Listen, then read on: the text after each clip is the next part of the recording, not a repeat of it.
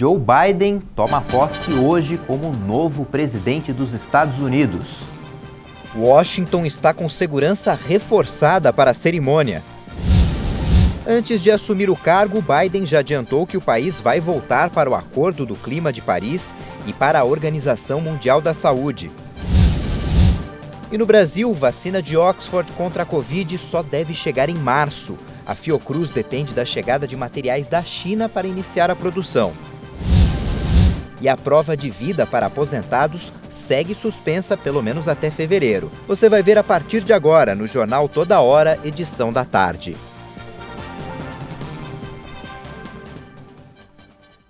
Olá, boa tarde. A capital dos Estados Unidos está com segurança reforçada para a posse de Joe Biden, daqui a pouco, às 14h, no horário de Brasília. É um esquema de segurança sem precedentes. Mais de 20 mil integrantes da Guarda Nacional estão na região da Casa Branca. Ruas e pontes foram bloqueadas e para circular pela capital dos Estados Unidos é necessário passar por vários postos de controle. Tudo para evitar ataques e invasões. Por causa da pandemia, a cerimônia terá poucos convidados. Por questões de segurança, Joe Biden não deve desfilar pelas ruas de Washington. O gabinete de transição do presidente eleito dos Estados Unidos, Joe Biden, anunciou medidas que vão ser adotadas pelo novo governo. Entre elas, o retorno do país à Organização Mundial da Saúde. Após a posse de Joe Biden, marcada para esta tarde, o novo governo vai adotar mudanças em relação a questões sanitárias e econômicas de combate à pandemia. Também está previsto o retorno dos Estados Unidos à OMS e ao Acordo de Paris para o Clima. O governo Biden deve também reverter várias outras decisões do atual presidente americano, Donald Trump, como a construção do muro da fronteira com o México e o veto à entrada de cidadãos de países muçulmanos nos Estados Unidos. A posse de Biden deve acontecer sem a presença de uma multidão e também sem a participação de Trump. Depois da cerimônia, Biden deve assinar uma combinação de ordens executivas, memorandos, diretivas e cartas para dar os primeiros passos iniciais. A Fiocruz informou que a vacina de Oxford contra a Covid-19 só vai ser entregue em março. O órgão espera a chegada de um insumo que vem da China para iniciar a produção do imunizante no Brasil. A Fundação Oswaldo Cruz enviou um ofício ao Ministério Público Federal para informar que a entrega da vacina de Oxford contra a Covid-19 vai atrasar de fevereiro para março. O motivo para o atraso na produção no Brasil é a falta de insumos para a fabricação da vacina de Oxford em parceria com a AstraZeneca. A Fiocruz ainda não recebeu o composto para o início da produção, que é o ingrediente farmacêutico ativo, o IFA, de responsabilidade da AstraZeneca. O insumo vem da China, mas, segundo a fundação, ainda não tem data para chegar. O recebimento do ingrediente estava previsto, a princípio, para janeiro. A expectativa da Fiocruz é de entregar 100 milhões de doses até julho e mais 110 milhões no segundo semestre, totalizando 210 milhões de vacinas em 2021. E para começar a distribuição da vacina no país, ainda é necessário o registro sanitário definitivo. De acordo com a Fiocruz, a previsão é de que a reunião com a Anvisa seja agendada nesta semana. A campanha nacional de vacinação contra a Covid-19 no Brasil começou pelo grupo mais exposto ao vírus, que são os profissionais da saúde. Mas, segundo o levantamento, a quantidade de doses não vai ser suficiente nem para esse setor. O Brasil começou a campanha de vacinação contra o coronavírus com 6 milhões de doses da Coronavac, fabricada pela farmacêutica chinesa Sinovac em parceria com o Instituto Butantan. Só que a rede de pesquisa solidária, que reúne mais de 100 pesquisadores brasileiros, estima que o Brasil tem ao menos 5 milhões de trabalhadores da saúde. E como a aplicação é em 2 doses, seriam necessárias 10 milhões de doses apenas para esses profissionais, ou seja, 4 milhões a mais do que o país dispõe hoje.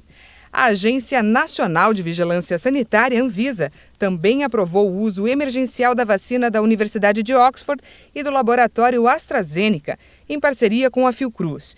E o Ministério da Saúde encomendou 2 milhões de doses desse imunizante. Somando aos 6 milhões da Coronavac, chegaremos a 8 milhões, menos do que os 10 milhões de doses necessárias para os profissionais de saúde. Mas a vacina de Oxford ainda não chegou da Índia e não há previsão de data para que o país envie a encomenda. Pelo Plano Nacional de Vacinação, o primeiro grupo prioritário é ainda maior. Além dos profissionais de saúde, a primeira fase da campanha inclui indígenas e idosos de casas de repouso. Mas como não há vacinas suficientes neste momento para toda essa população, é preciso estabelecer prioridades dentro desse primeiro grupo. Em nota, a Associação de Medicina Intensiva Brasileira e a Associação Brasileira de Medicina de Emergência recomendam que é preciso vacinar primeiro os profissionais em contato direto com pacientes de Covid. Tanto profissionais da saúde, como também os de transporte hospitalar, setores de imagem, de coleta de exames e técnicos de laboratório que processam amostras de testes e exames, profissionais de limpeza e higienização destes setores. Em São Paulo, 8 mil pessoas já receberam a primeira dose da vacina, de acordo com o vacinômetro. A ferramenta foi lançada ontem pelo governo do estado e está disponível no site do governo estadual. Você acompanha em tempo real o número de pessoas vacinadas.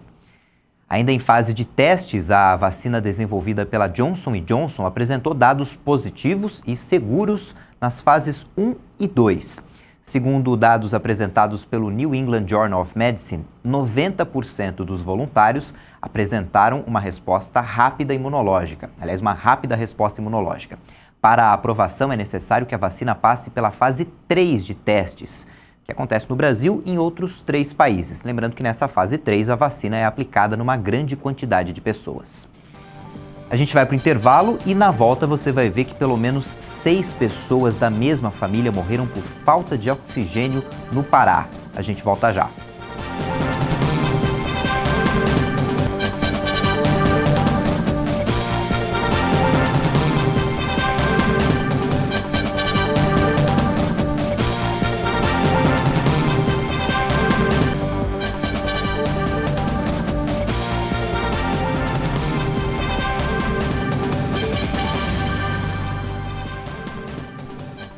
Uma explosão destruiu pelo menos 4 andares de um prédio no centro de Madrid, na Espanha.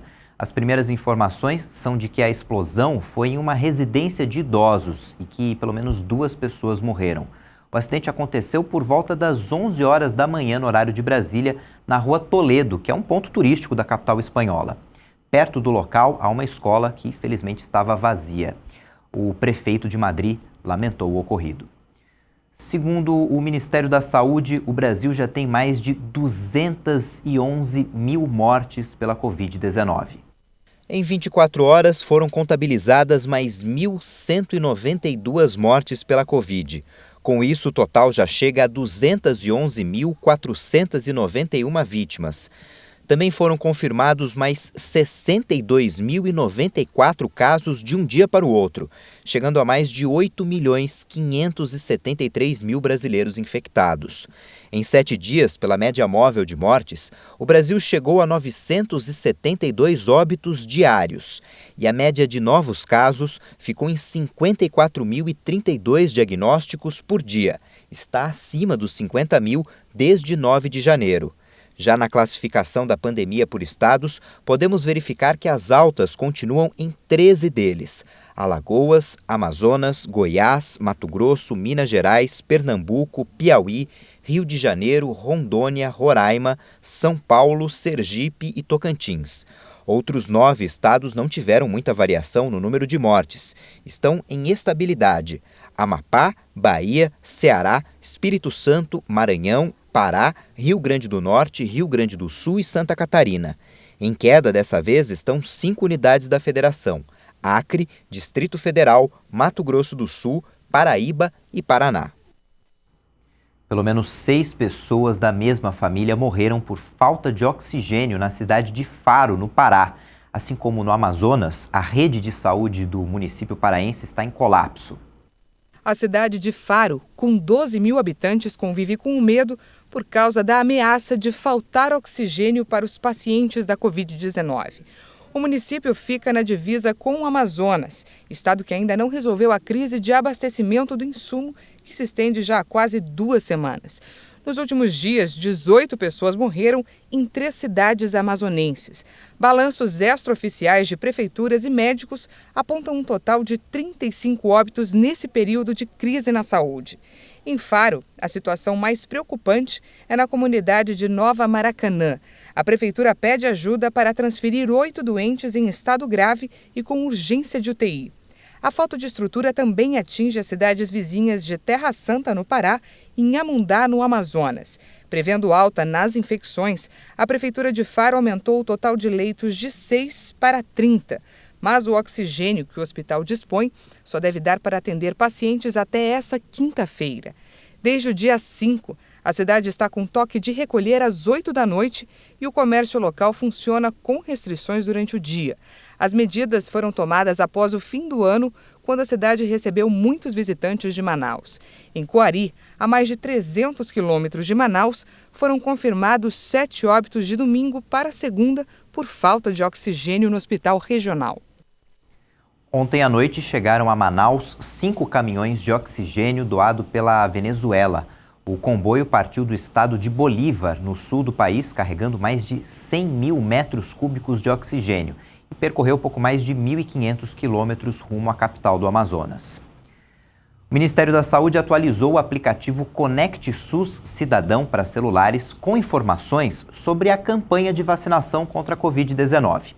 O uso do aplicativo não é obrigatório para que o cidadão tome a vacina, mas ele facilita o controle de quem já recebeu o imunizante, quem ainda será vacinado ou quem precisa tomar a segunda dose. Pelo aplicativo é possível ter acesso a documentos como o cartão do SUS e a carteira de vacinação. A suspensão da prova de vida do INSS segue pelo menos até fevereiro. A medida publicada hoje no Diário Oficial da União é para evitar que pessoas de grupos de risco para a Covid-19 que estão em isolamento saiam de casa por causa do benefício. Pelo menos até o fim de fevereiro, os aposentados e pensionistas do INSS não vão precisar se deslocar para fazer a prova de vida. O Instituto Nacional de Seguridade Social prorrogou o prazo de suspensão da prova de vida. A comprovação já estava suspensa desde março do ano passado por causa do início da pandemia do coronavírus. Dessa forma, quem não fez o procedimento entre março de 2020 e janeiro deste ano não vai ter o benefício bloqueado. Normalmente, os aposentados e pensionistas precisam comprovar que estão vivos uma vez por ano para continuarem recebendo os benefícios.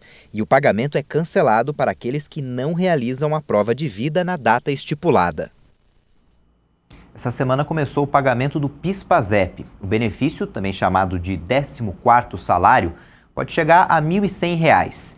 E para a economia do país, a expectativa é de que o dinheiro compense em parte o fim do pagamento do auxílio emergencial. Ao todo, 3.400.000 brasileiros terão direito ao abono. São trabalhadores de empresas particulares nascidos nos meses de janeiro ou fevereiro, ou funcionários públicos com número de inscrição com final 5. O abono salarial é um benefício conferido pelo governo federal para determinados grupos de trabalhadores. Esse valor ele pode até chegar a um salário mínimo, que é pago mediante preenchimento de determinados requisitos. Quem tem o direito ao abono? O primeiro requisito é estar inscrito no PIS há pelo menos 5 anos, ter trabalhado no mínimo 30 dias com carteira assinada em 2019 e possuir rendimento médio mensal de até 2 salários mínimos. O trabalhador que quer saber se tem o direito ou obter informações sobre o calendário completo de pagamento do benefício pode consultar o site da Caixa, www.caixa.br/PIS. E para a economia do país, esse pagamento também vem em boa hora, já que pode compensar um pouco o fim do auxílio emergencial, que teve a última parcela paga no mês de dezembro. Só nessa etapa serão liberados 2 bilhões e 700 milhões de reais. E a previsão é que com o calendário completo, esse valor chegue a quase 16 bilhões de reais.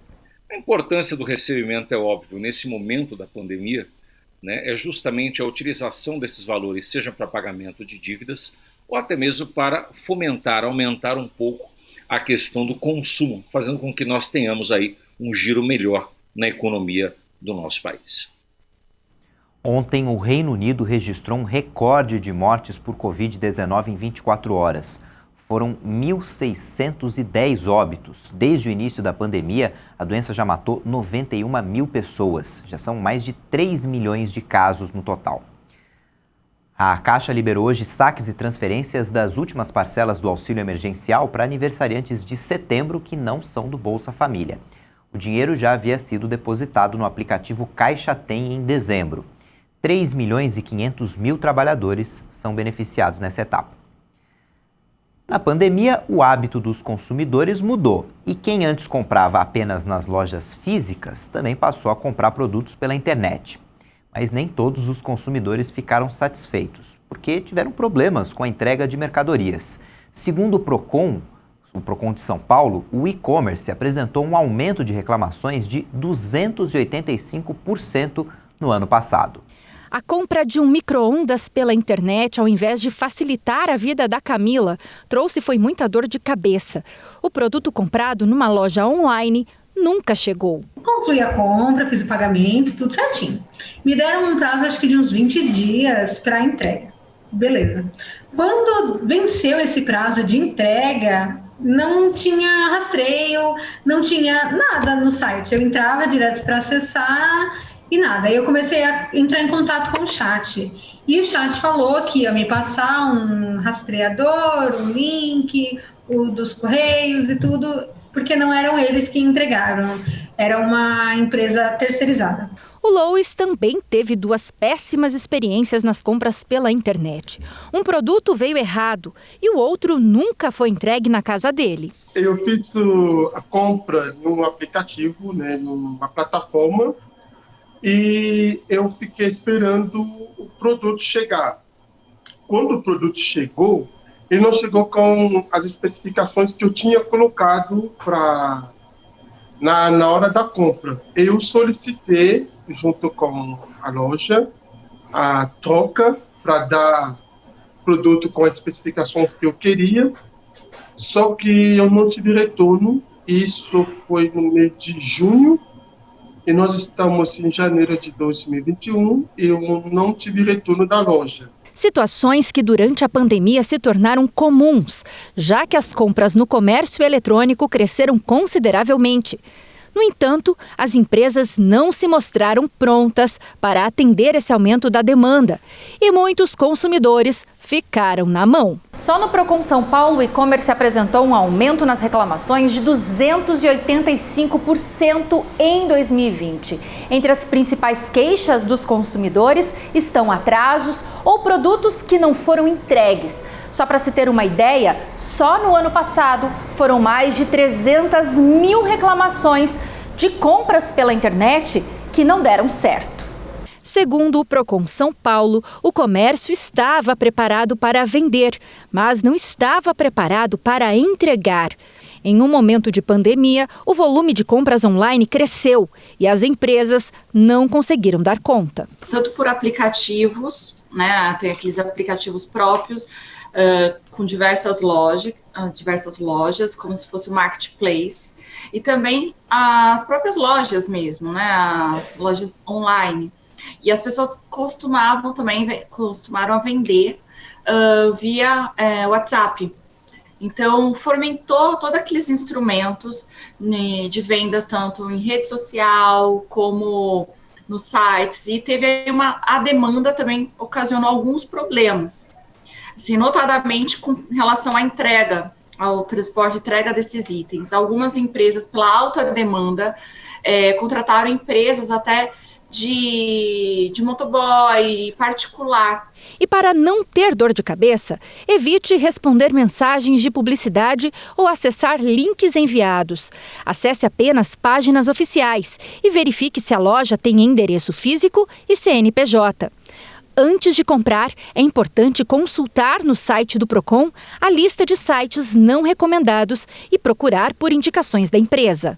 Eu sempre aconselho as pessoas tanto a verificar as informações no site, verificar se é um site seguro, não comprar através de link, ir diretamente no site da empresa, procurar ali a promoção que lhe interessou, e antes de efetuar essa compra, porque muitas vezes pode ser vítima de fraude, e isso é uma coisa constante. A gente está com muito problema com fraudes no WhatsApp, fraudes nos sites, fraudes em com meios de pagamentos, e muitas vezes é difícil ser ressarcido nessas questões. Então, é importante também ter esse critério, essa cautela. A UEFA divulgou hoje a seleção ideal de 2020 no futebol europeu. A escolha foi em votação popular e tem a base do Bayern de Munique, atual campeão europeu. Neuer, do Bayern de Munique, é o goleiro. A zaga tem o Sérgio Ramos, do Real Madrid, e o Van Dijk, do Liverpool. Nas laterais tem Davies e Kimmich, os dois do Bayern de Munique. O meio-campo é formado por De Bruyne, do Manchester City, Thiago Alcântara, que era do Bayern, mas está no Liverpool. E olha só, o ataque é formado por um quarteto de craques. Cristiano Ronaldo, da Juventus, Lionel Messi, do Barcelona, Neymar, do PSG e o melhor jogador do mundo, Robert Lewandowski. Cristiano Ronaldo, da Juventus, já aparece nessa seleção ideal pela 15ª vez na carreira. Essa edição fica por aqui. Daqui a pouco, às 1:50, tem outras informações com a Juliana Dariva e você pode rever nossas reportagens no YouTube. Tchau, boa tarde.